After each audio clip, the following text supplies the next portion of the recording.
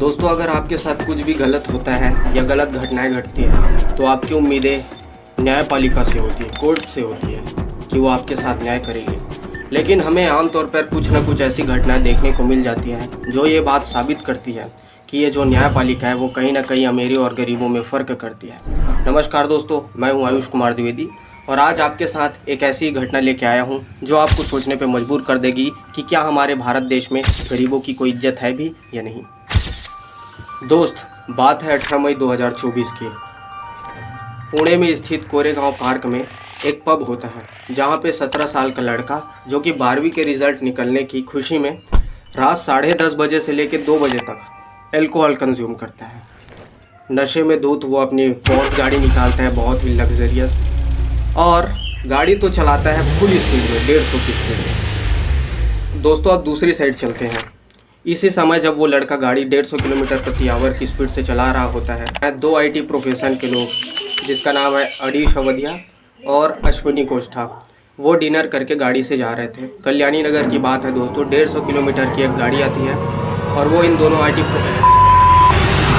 On the spot in दोनों की मौत हो जाती है और लोगों का आक्रोश देखने को मिलता है। आनन फानन में जो वहाँ के लोग होते हैं वो उस लड़के को मार पीट के निकालते हैं, उसे पुलिस स्टेशन को ले जाते हैं। Who drove a car that killed 2 people in Pune. एक दिन बाद जुवेनाइल जस्टिस बोर्ड में जब उस लड़के को पेश किया जाता है तो पता है आपको कि जस्टिस बोर्ड ने उस लड़के को क्या सज़ा सुनाया?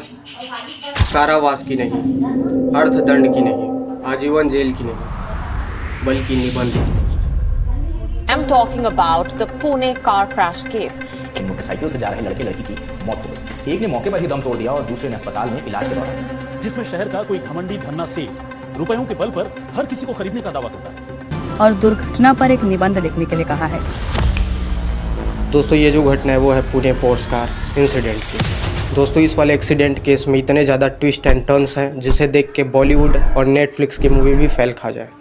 ट्विस्ट नंबर 1, लोगों का कहना है कि उसी लड़के को ACP की कुर्सी में बैठा के पिज्ज़ा खिलाया जा रहा था। कई लोगों का कहना था कि जैसे ही घटना हुई उसके बाद से पुलिस उसे बचाने में लग गई थी। एक और बहुत बड़ी बात है कि वहाँ के जो लोकल MLA हैं जिनका नाम है सुनील टिंगरे, वो रात को 3 बजे एक्सीडेंट होने के 1 घंटे बाद पुलिस स्टेशन में जा पहुँचे।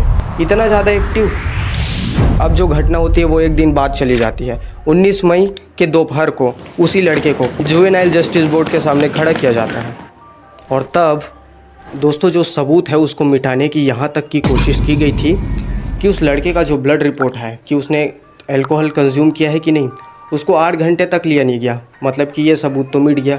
दूसरा है कि उसके ब्लड रिपोर्ट में भी छेड़खानी करने की कोशिश की गई थी।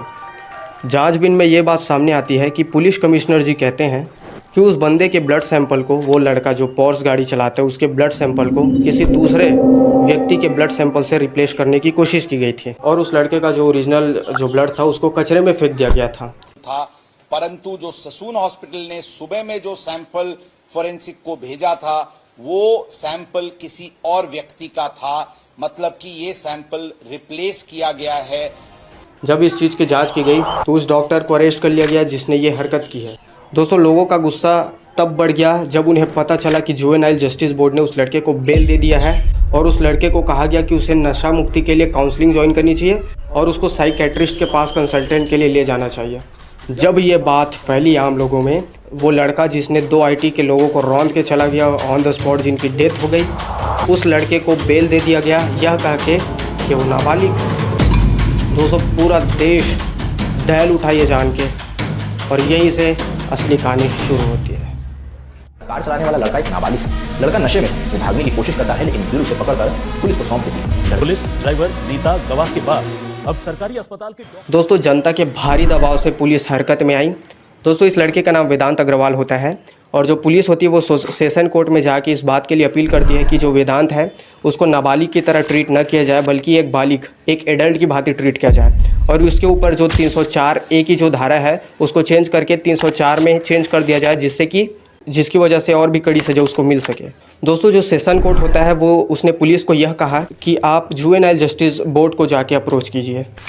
दोस्तों, न सिर्फ पुलिस जो होती है वो वेदांत अग्रवाल के ऊपर स्ट्रिक्ट एक्शन लेती है बल्कि जो उनके पिता होते हैं विशाल अग्रवाल, उसके ऊपर भी कई सारी धाराओं में मुकदमा दर्ज करती है। फिलहाल वेदांत अग्रवाल है वो नेहरू उद्योग केंद्र ऑब्जर्वेशन होम के भीतर रिमांड पे रखा गया है। ये तो रहे सकारात्मक बात। अब एक और बात आपको बता सकता हूँ जो दिक्कत देती है। दोस्तों जो लीगल टर्म होता है उसमें एक चीज़ होता है जिसको हम बोलते हैं डोली इन कैपेक्स।